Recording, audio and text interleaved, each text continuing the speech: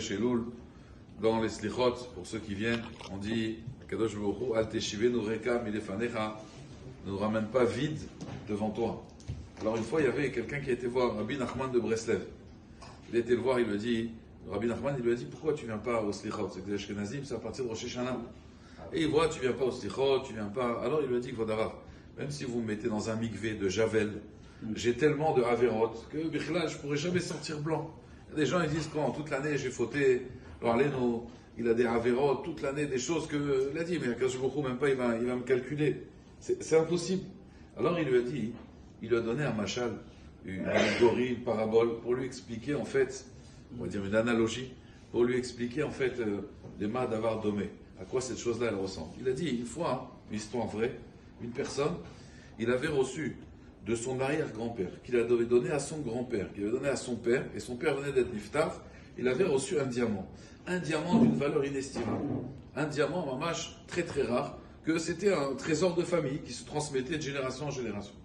Et voici que son ami, donc, le jour après l'enterrement, il reçoit donc ce colis avec ce diamant, et son ami lui dit, écoute, montre-le-moi, montre-le-moi. Il lui dit, écoute, non, moi on m'a toujours dit ne jamais l'ouvrir, un jour si vraiment tu as besoin, tu le vends. Mais tant que tu n'as pas besoin de le vendre, c'est un diamant de valeur tellement grande qu'un gros diamant, très rare, que voilà, il vaut mieux pas l'ouvrir.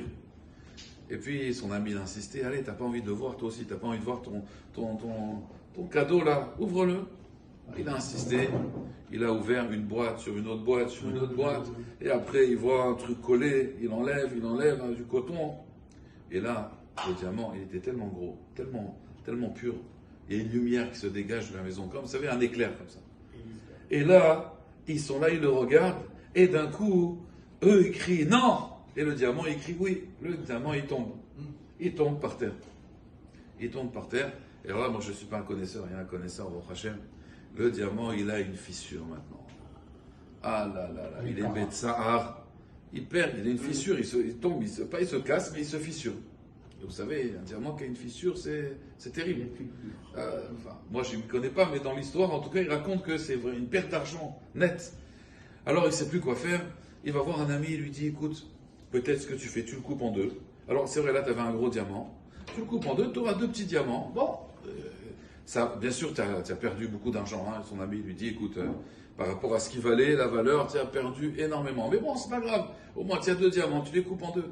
Et il va demander des conseils à chacun. Et il s'est dit, je vais demander conseil à qui? Un chacham juif. Il a été voir le Baal Shem Tov. Il a été voir le Baal Shem Tov, et il lui a dit, voilà ce qui m'arrive. Baal Shem Tov, il rigole, il a dit, écoute-moi, on va voir les rabbins. Même pour le business, il faut aller voir les rabbins. Alors Baal Shem Tov, il lui dit, il va voir un spécialiste dans les diamants. On va voir Maurice. Voilà. On va le voir. Tu sais ce qu'il va faire?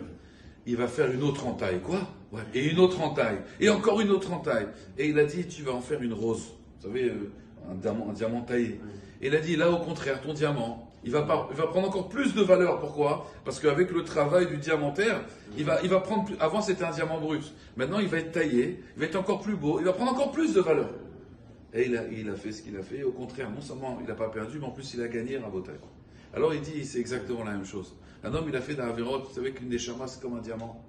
S'il y a une entaille, s'il y a des fautes, alors le diamant, il perd de sa valeur. Mais grâce à la tchouva, au maasim tovim, à la Torah, au changement, alors au contraire, de cette Avera-là, finalement, la personne va s'améliorer. Donc il va tailler d'autres entailles, mais des bonnes entailles cette fois-ci, des entailles de la Torah, tfila, maasim tovim, tzedaka, chesed. Et là, au contraire, de cette entaille-là, finalement, c'est devenu un diamant taillé. Donc il lui a dit, c'est la même chose. Toi, tu crois que tu as fait des Averot, mais au contraire, profite de cette entaille, puisqu'on sait que Bimakom, chez Balei Tshuva Omdim, Afilut Tzadikim, Gumorim, Lo Yicholim La'amod. Même des Tzadikim, Gumorim, ils ne peuvent pas se tenir. Pourquoi? Parce que le Tzadik, c'est le diamant pur.